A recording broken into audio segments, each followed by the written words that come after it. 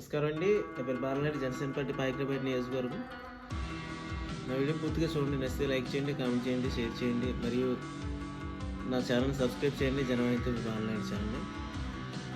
వినాశకాలే విపరీత బుద్ధి ఎందుకంటారో, ఇప్పుడున్నటువంటి మాజీలైనటువంటి మంత్రుల పేరు నాని, కొడాలి నాని, గుడివాడ అమర్నాథ్, ఎమ్మెల్యేల ద్వారంపూడి చంద్రశేఖర్ రెడ్డి, అంబటి రాంబాబు మినిస్టర్, చాలామంది ఒకరేటి నందిగం సురేష్, ఇంకా వాళ్ళు కాకుండా ఎడిషనల్గా సైడ్ యాక్టర్లు, అంటే వీళ్ళు మెయిన్ రోల్స్, మెయిన్ రోల్స్ కాకుండా సైడ్ రోల్స్ ఉంటాయి కొందరు. సోషల్ మీడియాలో సత్యల భార్గవ్ అని, బోరగడ్డ అనిల్ కుమార్, అంటే ఇతను అప్పుడప్పుడు సోషల్ మీడియాకి ఇంటర్వ్యూలు ఇస్తూ బెదిరింపులు చేయడం, వీళ్ళనమాట. వీళ్ళంతా కూడా వైసీపీలో ఉన్నటువంటి ఆనాటి వైసీపీలో ఉన్న వాళ్ళందరూ కూడా ఒక్కొక్కరు ఒక్కొక్క ముత్యం, కడిగిన ముత్యం అన్నమాట. వీళ్ళంతా ఓపెన్గా ఉంటుంది, అంటే ఎంపీ గోరెంట్ల మాధవ్లాగా వీళ్ళంతా ఓపెన్ అనమాట. సో ఈ ఓపెన్ మైండెడ్గా ఉండేటువంటి అంత మంచి శుద్ధపూసలు ఈరోజు చెట్టుకొకరుగా పుట్టకొకరుగా చెల్లా చెదురుగా వెళ్ళిపోతున్నారు. ఒకరు పరారీలో ఉంటామన్నారు, ఇంట్లోనే ఉంటారు. ఇంకొకరు మాకు సంబంధం లేదు, మేము ఆ రోజు అనవసరంగా మాట్లాడేసామంటారు. గుడివాడ అనేది ఏకంగా నన్ను ఆ రోజు అనవసరంగా పవన్ కళ్యాణ్ గారిని ఆయన యొక్క పెళ్ళిళ్ళ కోసం మాట్లాడాను, నా కుటుంబ సభ్యులందరూ కూడా నన్ను ఈరోజు తిడుతున్నారు అంటారు. ఆ రోజు ఏలూరు ఎమ్మెల్యేగా ఉప ముఖ్యమంత్రిగా ఉన్న ఆల్నా అని ఉన్నాడు. ఆల్నాని ఎప్పుడు కూడా ఆయన ఏదో ఒకటి రెండు మాట్లాడేవాడు, కానీ ఏ రోజు కూడా అంత ఫెరోషియస్గా మాట్లాడింది లేదనమాట. అలాగే చాలామంది ఉన్నారు. వీళ్ళందరూ కూడా ఏంటంటే వాళ్ళ స్థాయిలు తెలుసుకొని రేపన్న రోజు భవిష్యత్తు ఎలా ఉంటుందో తెలియనివాడు మనం ప్రజాప్రతినిధిగా ఇక్కడ మనల్ని ప్రజలు ఎన్నుకున్నారు కాబట్టి ఎన్నుకున్నంత వరకు మనకిచ్చిన బాధ్యతలు ఏదైతే ఉన్నారో మినిస్ట్రీస్ కానీ దీని కానీ దాని మీద చూసుకుందాం తప్పించి మిగతా చూసుకోకూడదు అనుకున్నారు. కానీ జగన్మోహన్ రెడ్డి గారు పందా అది కాదు కదా. ఎవరైతే ఎంత అగ్రెసివ్గా అవతల వ్యక్తిని తిడతారో వాళ్ళకి ఇంకా ఎక్కువ ప్రయారిటీ ఇచ్చేవాడు అనమాట. అంటే బూస్ట్లాగా ఇచ్చేవాడు వాళ్ళకి. ఇంకా మాయలో పడిపోయి ఆ మెరుపులో పడిపోయి ఇదే శాశ్వతమేమో, మనకి ఉన్నటువంటి ఈ 5 సంవత్సరాలు మన జీవితం అంతా ఇదేనేమో అని చెప్పేసి చేసుకున్న తర్వాత ఇప్పుడు ఇదిగో ఇటువంటి పరిస్థితే వచ్చింది అనమాట. అసలు చాలా అగ్రెసివ్గా మాట్లాడుతూ, చాలా అగ్రెసివ్గా వీళ్ళు బిహేవ్ చేస్తూ, అసలు ఎందుకు అటాక్ చేస్తున్నారో తెలియదు. ఒక రీజన్ ఉండాలి కదా, ఒక కారణం ఉండాలి కదా. ఇప్పుడు చంద్రబాబు నాయుడు గారు అంటే ఆ రోజు ఆయన ఇంత క్రితం గవర్నమెంట్లో ఉన్నాడు కాబట్టి, ప్రభుత్వంలో ఉన్నాడు కాబట్టి ఆయన మాట అన్నా బాగానే ఉంటుంది. అయితే ఇక్కడ పవన్ కళ్యాణ్ గారు ఈయన ఏం మాట్లాడేవాళ్ళు ఎప్పుడు కూడా ఆయన ఎప్పుడు క్లీను, ఆయనతో వైట్ పేపర్, ఆయన జీవితమే వైట్ పేపర్, తెరిచిన నెక్స్ట్ ఓపెన్ బుక్ అనమాట. సో అటువంటి వ్యక్తి మీద కూడా వీళ్ళు కావాలని చెప్పి స్టిమ్యులేట్ చేస్తూ మాట్లాడేవాళ్ళండి. ఆయన అనేవాడు, మరి వీళ్ళు మాట్లాడుతుంటే ఆయన ఊరుకుంటాడా? కావాలని పోక్ చేస్తూ మాట్లాడేవాళ్ళు. అది ఎందుకు మాట్లాడుతారు? పునః ఆయన ఏమన్నా ఇంతకుముందు పరిపాలన చేసో ఇప్పుడంటే పరిపాలన చేస్తున్నాడు, తర్వాత మాట్లాడినా అర్థం ఉంటుంది. కానీ ఆయన ఇంత క్రితం ఎప్పుడు పాలన చేయలేదు, ఇంత క్రితం ఎప్పుడు పరిపాలన చేయలేదు, ప్రభుత్వంలో లేడు. డైరెక్ట్గా 2014లో మద్దతు తెలుపు ఉండొచ్చు, కానీ ఆయన అయితే పూర్తి స్థాయిలో ప్రభుత్వంలో లేడు కదా. ప్రభుత్వంలో లేడు, ఏమీ లేవు. ఆయన మరి ఎలిగేషన్స్ లేవు. ఆయనకు ఉన్నది ఒకటే, ఆ 3 మ్యారేజ్ కోసం కూడా ఆయన కోర్టుల ద్వారా చట్టబద్ధంగా అన్నీ చేసుకొని ఉన్నాడు. దాని మీద ఊరికే వీళ్ళు మాట్లాడుతూ జన సైనికుల ఆగ్రహానికి గురి అవుతూ ఉండేవాళ్ళు అనమాట. అది ఒక విధమైనటువంటి హేళనాయలకి, లేకపోతే అధికారంతో వచ్చినటువంటి మతమామీలకి, లేకపోతే మనమే శాశ్వతంగా అధికారంలో ఉంటామనే భ్రమ తెలియదు. అలాగని చెప్పేసి ఆ రోజున కూడా పవన్ కళ్యాణ్ గారు ఎప్పుడు కూడా ఎవరి మీద మీరు అగ్రెసివ్గా వెళ్ళొద్దు అని ఆయన చెప్పేవాళ్ళు. ఎందుకంటే మనది కాని టైంలో మీరేం మాట్లాడొద్దు, ఎందుకంటే మనకు ఒక టైం వస్తుంది అని చెప్పేసి అంతవరకు వెయిట్ చేయమని వాళ్ళు. ఇప్పుడు కాలం అంతా ఒకలాగే ఉండదు కదా. ఒక రోజులోనే సగం చీకటి సగం వెలుగు ఇలా ఉంటుంది కదా. రోజు అన్న తర్వాత సూర్యుడు అస్తమిస్తుంటాడు, ఉదయిస్తుంటాడు. అదేవిధంగా వీళ్ళు కూడా మరి కాలం ఇంక రాదనుకున్నారో, ఇలా భ్రమంలో బతికేసే వాళ్ళు మనం డబ్బులు కొడుతున్నాం కదా అని చెప్పేసి, అంటే ఆంధ్ర పీపుల్ అంటే అందరూ ఏమంటారు తెలుసా, చాలా తెలివైన వాళ్ళు అంటారు. ఎందుకంటారు? మీరు తెలంగాణ వెళ్ళండి అదే మాట అంటారు, మీరు ముంబై వెళ్ళండి అదే మాట అంటారు, మీరు కర్ణాటక వెళ్ళండి అక్కడ అదే మాట. ఎవరైనా సరే దే ఆర్ వెరీ ఇంటెలిజెంట్ అని చెప్పేసి అంటారు. అటువంటి ఇంటెలిజెన్స్కి ఒకసారి ఏదో నువ్వు మాయ చేసి ముద్దులు ఇడేసి నాకు ఒకసారి అవకాశం ఇవ్వండి, మా నాన్న చాలా గొప్ప పనులు చేశాడు, నేను ఇంకా అంతకన్నా గొప్ప పని చేస్తానని చెప్పేసి అని ఆయన అధికారంలోకి వచ్చాడు. వస్తే అదేంటనేది జనాలు అందరూ రుచి చూశారు. ఎంత బాగా రుచి చూశారంటే వచ్చిన 3-4 నెలలకే రుచి చూస్తారు. ఇసుక ఆపేయడం వల్ల భవన నిర్మాణ కార్మికులు బయటపడడం, దాని తదనంతరం ఇంకా ఇంకా పైశాచికం అన్నమాట. ఎవరైనా ఏమన్నా మాట్లాడితే ఆ పాపం ఆ నర్సీపట్నంలో ఆయన డాక్టర్ సుధాకర్ ఆయన ఏమన్నాడు, కోవిడ్ నాకు సరైనటువంటి ఇక్కడ ప్రికాషన్స్ లేవు, మేము ఏం చేయాలన్నా మాస్కులు లేకపోవడం ఏంటని అడిగాడు అంతే. ఆయన్ని పోనీ ఆయన ఒక పార్టీకి అనుకూలమే అనుకుందామండి. అనుకూలమైతే అతను హెరాస్ చేయాలా? అవును, అనుకూలంగా మాట్లాడే అనుకుందాం, తప్పే ఉంది దాంట్లో. ఇప్పుడు మేము మాట్లాడుతూ ఉంటాం, వైసీపీకి అనుకూలంగా చాలామంది ఉండొచ్చు, అక్కడ వరకే తను వాళ్ళ మీద కక్ష సాధింపు చర్యలు ఏంటి? ఆయన్ని తీసుకుపోయి నడి రోడ్లో ఎంత దారుణం అండి, గుండు కొట్టు ఉన్నటువంటి ఆయన ఫోటో ఆయన్ని 2 చేతులు వెనక కట్టి పిచ్చోడుగా ముద్రేసి నడి రోడ్డు మధ్యలో నించోపెట్టి ఆయన్ని పిచ్చోడుగా ముద్ర చేసి జైల్లో పెట్టి చివరాఖరికి మానసిక క్షోభతో చంపేశారు. చూసారా? ఏంటి అది పాపం కదా? అది తగలదా?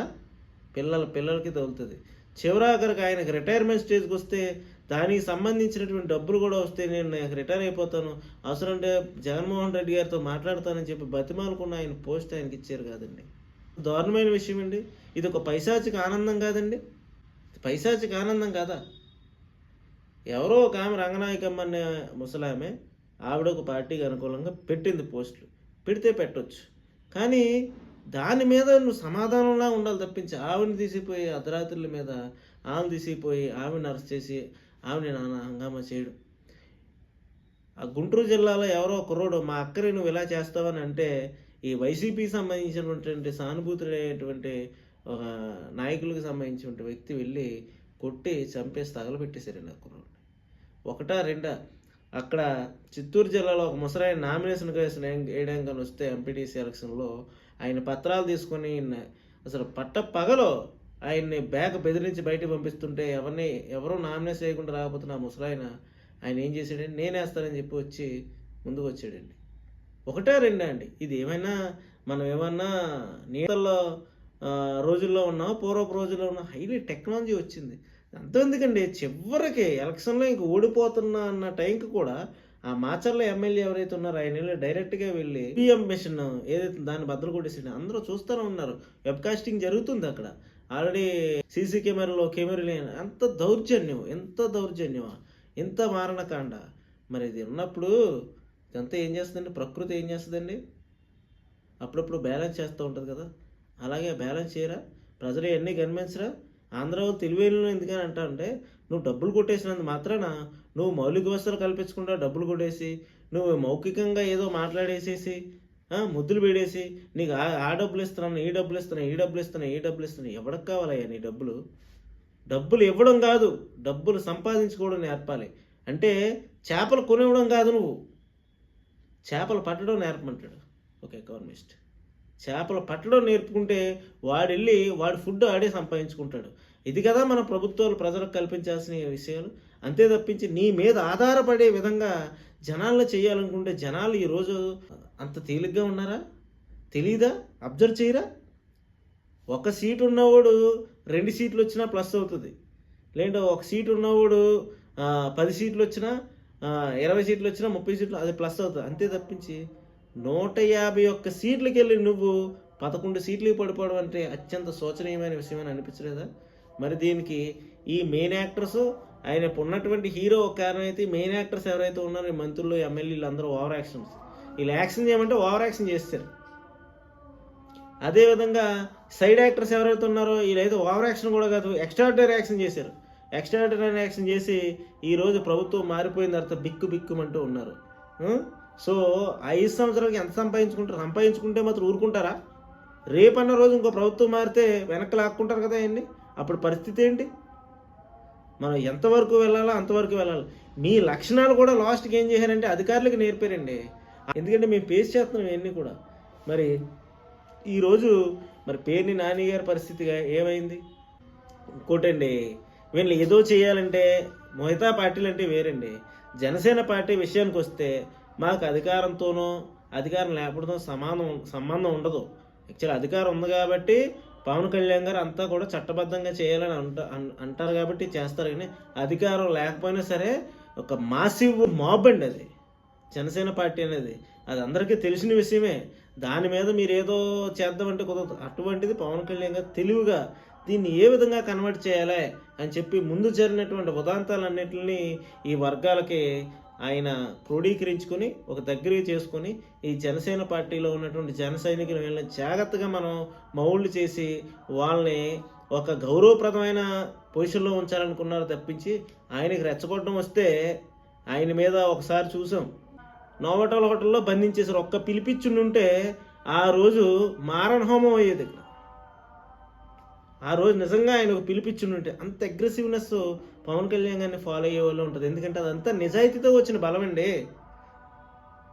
నిజాయితీ, వీలైతే ఒకరు సహాయం చేయడమే తప్పించి ఒకరు నష్టపరచాలనే ఉద్దేశాలు ఉండవు వాళ్ళకి. కానీ ఇప్పుడు మాత్రం ఈ ఈ యొక్క వైసీపీ ఈ బ్యాచ్ ఎవరైతే ఉన్నారో ఈ బ్యాచ్ అందరికీ కూడా వీళ్ళకి జరగాలి, జరిగితేనే ఇంకొకసారి ఇలా చేయకుండా ఉంటారన్నమాట. వీళ్ళకి ఎర్రబొగ్గ బళ్ళు, కాన్వాయ్లు, పోలీసులు, పందారు, ఎవరైనా వస్తారండి. వీళ్ళ పరిస్థితి ఏంటి? ఒక్కొక్కడు ఒక్కో మాట అంటున్నాడు. ఒకడేమంటున్నాడు, నేను ఆ రోజు పవన్ కళ్యాణ్ గారిని ఏమనలేదని ఒకడు అంటాడు. ఇంకోటి అంటే అవును పవన్ కళ్యాణ్ గారు ఒక నాయకుడు అంబటి రాంబాబు. ఇంకొక ఆయన అంటాడు అబ్బాయి మా చుట్టాలు బంధువులు నన్ను ఇలా ఆ రోజు అనొద్దన్నారని అనవసరంగా అది బ్యాడ్ అయింది నాకు అని ఒక ఆయన అంటాడు. ఆ రోజు బ్యాడ్ అవడం ఏంటి? మీరు ఆ రోజు వైసీపీ నుంచి మాట్లాడిన ప్రతి మాటకి మీడియాలు అయితే మీకు సొంత మీడియాలు ఉండొచ్చు కానీ చెప్పలేకపోవడానికి మీరు ఒపీనియన్ తీసుకోలేదు. సోషల్ మీడియాలో మాత్రం మీరు పెట్టి ప్రతి పోస్ట్కి మీరు చేసి ప్రతి దానికి కింద కామెంట్ చూసుకుంటే ఏ ఒక్క వైసీపీ నాయకుడు ఆ రోజే రిలీజ్ అయిపోవాలి. ఎస్పెషల్లీ పవన్ కళ్యాణ్ గారు అన్నటువంటి ఆ మాటలకి ఎవరైతే కామన్ మ్యాన్ కానీ జన సైనికులు కానీ రియాక్ట్ అయ్యే విధానం చూస్తే 100 కామెంట్లో ఒక 10-15 కామెంట్లు మీకు పేటీఎం గారు పెట్టగలిగేవాళ్ళు, మీరు డబ్బులతో పోషించేవాళ్ళు. మీకు మిగతా 89 కామెంట్లు మీకు రివర్స్గానే వస్తాయి ఎప్పటికీ. ఎందుకంటే పవన్ కళ్యాణ్ గారు ఒక అద్భుతమైనటువంటి మనిషి అండి. మాలాంటి వర్గాల్లో పుట్టినటువంటి ఒక అద్భుతమైనటువంటి మనిషిగా మేము చూస్తూ ఉంటాం. అటువంటి మహోన్నత వ్యక్తి యొక్క వ్యక్తిత్వాన్ని మీరు హననం చేస్తూ మీరు చాలా విచిత్రంగా మాట్లాడే మాటలో ఈరోజు మిమ్మల్ని ఇలా పడేసాయి. సహజంగా గెలుపు ఓటమే సహజం. కానీ ఇప్పుడు కానీ గుర్తుపెట్టుకుని ఇంతకు ముందు రోజుల్లో వాళ్ళు ఓడిపోయినా సరే ఒక ఎమ్మెల్యే అక్కడికి అతనికి సంబంధించినటువంటి కొందరు మనుషులు వెళ్ళి అంటే ఒక లాభదాయకమైన పనులు జరగకపోయేవో కానీ అన్యాయం జరిగితే ఆ అన్యాయం తరపున వాళ్ళు వెళ్తే వాళ్ళు కూడా అక్కడ పోలీసులకో, ఎంఆర్ఓ ఆఫీస్కో, ఆర్డీఓ ఆఫీస్కో, కలెక్టర్ ఆఫీస్కో, సెక్రటేరియట్కో చెప్తుంటే వీళ్ళకి చట్టబద్ధమైనటువంటి మార్గంలో వెళ్తుంటే పనులు అయ్యేవండి. అంటే గౌరవం ఉండేది. ఒకవేళ ఓడిపోయినా గెలిచినా ఆ గౌరవం ఉండేది. కానీ మీరు చేసినటువంటి అతికి ఎక్కడైనా గౌరవం ఉంటుందండి? ఎక్కడైనా. ఎందుకు అంటే రాజకీయాల యొక్క ఆ యొక్క అర్థాన్ని మార్చేసింది ఆ 5 సంవత్సరాలు కూడా. ఎంత దరిద్రమైనటువంటి బిహేవియర్ చేసి చండాలమైన పరిపాలన ఇచ్చి ప్రజాగ్రహానికి గురవడమే కాకుండా సమాజంలో విలువల్ని దిగజార్చేశారు. బూతులు మాట్లాడుతూ, వెంటాడుతూ, వేధిస్తూ, కొట్టేస్తూ ఆ బొండా ఉమ్మ వాళ్ళు మాచర్లాగుంటాను అక్కడికి వెళ్తే పెద్ద ఒక ముద్దు తీసుకొని దాంట్లోంచి వేసి అద్దంలోంచి కొట్టారండి. అఫ్కోర్స్ బొండా ఉమ్మ ఒకనొక టైంలో ఏదో మాట్లాడాడు అసెంబ్లీలో, అక్కడి వరకు. అసెంబ్లీలో హేళనగా మాట్లాడేవాళ్ళండి. ఎంత అరాచకం అండి ఇది. అసెంబ్లీ ఇలాంటి దేవాలయాలు అంటే ఒకవేళ గెలిచినా ఓడిపోయినా సరే మీకు ఆ వాల్యూ ఉండేది కదా. మరి ఈరోజు ఆ పద్ధతి ఎక్కడైనా కనిపిస్తుందండి? ఎక్కడైనా లేదు. ఎందుకంటే ఇంక ఓడిపోతే ఇంక లోపల పోవడమే, ఇంక బయటికి రావడానికి లేదు, కనీసం తిరగడానికి కూడా లేని పరిస్థితి. ఎందుకంటే అటువంటి పరిస్థితి తెచ్చుకున్నారు. కాబట్టి వీళ్ళకి 100% జరగాలి. వీళ్ళకి ఇలాంటి వాళ్ళు జరిగితేనే రేపన్న రోజున ఇంకొకరు ఈ విధమైనటువంటి రాజకీయాలు చేయకుండా ఉంటారు. ఎస్పెషల్లీ భయభ్రాంతులకు గురి చేయడం, కబ్జాలు చేయడం, ల్యాండ్ గ్రాబింగ్లు, ఎవరైనా వస్తే దౌర్జన్యంగా తోసేయడం, ఫోన్లు చేయడం, మీరు హ్యాండ్ ఓవర్ చేసి వెళ్ళిపోమండం. ఏంటండి ఇది? మన ప్రజాస్వామ్య భారతదేశంలో ఉన్నామనే స్పృహను మర్చిపోయి అటువంటి ఎవరైనా అడిగిన వాళ్ళని వేధించి వెంటాడి వాళ్ళని చంపేసి ఈ విధంగా ఈరోజు మీరు మానసికంగా కృంగిపోయి ఉంటున్నారు. అంటే మీకు సిగ్గే ఉండాలండి. యాక్చువల్లీ మీకు సిగ్గు ఉండదు. ఎందుకంటే మీరు అవన్నీ వదిలేశారు కాబట్టి ఆ రోజు మాట్లాడి ఈరోజు అలాగే ఉంటున్నారు. మీకు సిగ్గు ఎప్పుడు పోయిందంటే మీరు చేసి దాని మీద ప్రజలను, కామన్ మ్యాన్, జన సైనికులు విమర్శిస్తుంటేనే దానికి మీరు ఎక్కడ కూడా పట్టించుకునే వాళ్ళు కాదు, అన్నీ వదిలేశారని అర్థం అనమాట. కాబట్టి ఎప్పుడూ కూడా ఎవరో కూడా తలకెక్కించుకొని బిహేవ్ చేస్తే వీళ్ళ పరిస్థితి వస్తుంది. ఒక్కొక్కరు ఎన్నిసార్లు ఎమ్మెల్యేలుగా గెలిచి అనుభవం ఉండి మీరు ఆ రోజు బిహేవ్ చేసిన విధానం ఒకడు అంటాడు ఎప్పుడు అదే అంటారు కదా, అయితే ఉండడం లేదంటే పార్టీ మారిపోవడమేనా? ఇదే నా రాజకీయం అంటే, ఇదే నా విలువలు విశ్వసనీయత అంటే. చూద్దాం ఎక్కడి వరకు వెళ్తుందో, వీళ్ళ యొక్క పైశాచికం ఎక్కడి వరకు దారి తీస్తుంది అనేది. సో వీళ్ళు అయితే మాత్రం వదలకూడదు. వీళ్ళకి ట్రీట్మెంట్ మాత్రం నిజంగా కౌన్సిలింగ్ కూడా ఇస్తుండాలి, మధ్య మధ్యలో కౌన్సిలింగ్ ఇచ్చి ఇలా ట్రీట్మెంట్ చేయాలి. ఎందుకంటే ఈ జగన్మోహన్ రెడ్డిని అయితే ఇంక మళ్ళీ ప్రజలు ఊహించుకోలేరు, ఇది మాత్రం పక్క. కాబట్టి దయచేసి మీరందరూ కూడా ఇప్పుడు ప్రైజ్ చేసిన పవన్ కళ్యాణ్ కదా అక్కడ ఒప్పుకోడు, ఆల్రెడీ ఒకటి యాక్షన్లోకి వెళ్తున్నాయి కదా. సో ఒక ఆయన ఒకటి అంటున్నాడు, ఈ చంద్రబాబు నాయుడు పవన్ కళ్యాణ్ భుజాల మీద తుపాకి పెట్టి కాల్ చేస్తున్నాడు, అంత సీన్ ఏం లేదు. కుటుంబ ప్రభుత్వం వచ్చింది, మీ యొక్క అరాచకాలు, మీ యొక్క దౌర్జన్యాలకి వ్యతిరేకంగా ప్రజలు ఇచ్చినటువంటి తీర్పే. మరి ప్రజలు తీర్పు ఇచ్చినప్పుడు ఖచ్చితంగా ఆ తీర్పుకి న్యాయం చేయాలి కదా. ఎందుకంటే మీరు అన్యాయం చేస్తున్నారు, మీ దౌర్జన్యాలు చేస్తున్నారు అన్నప్పుడు మన గవర్నమెంట్ వచ్చినప్పుడు, కూటమి గవర్నమెంట్ వచ్చినప్పుడు అన్యాయాలని, అక్రమాలను వెలికి తీయాలి కదా. ఆ వెలికి తీసే కార్యక్రమంలో ఉన్నారు. కాబట్టి మీకు ఏ విధమైనటువంటి చట్టపరమైనటువంటి శిక్షలు పడతాయో, లేదా చట్టపరంగా ఏ విధమైన మీరు చర్యలు తీసుకుంటారో అని ఈ మెయిన్ యాక్టర్స్ అయినటువంటి మాజీ మంత్రులు, మాజీ ఎమ్మెల్యేలు, మాజీ ఎంపీలు, అలాగే సైడ్ యాక్టర్స్గా ఉన్నటువంటి ఈ సోషల్ మీడియా కానీ, ఈ కొంతమంది ఓవర్ యాక్టింగ్ ఇంటర్వ్యూ ఇచ్చేవాళ్ళు, నెక్స్ట్ టీవీల్లో కూర్చొని మాట్లాడేవాళ్ళు, వీళ్ళ మీద ఏం జరుగుతుందో చూద్దాం. సో నా వీడియోలు ఇస్తే లైక్ చేయండి, కామెంట్ చేయండి, షేర్ చేయండి, మరియు సబ్స్క్రైబ్ చేయండి జనవాహినితో బాలనాటి ఛానల్ని. ధన్యవాదాలు.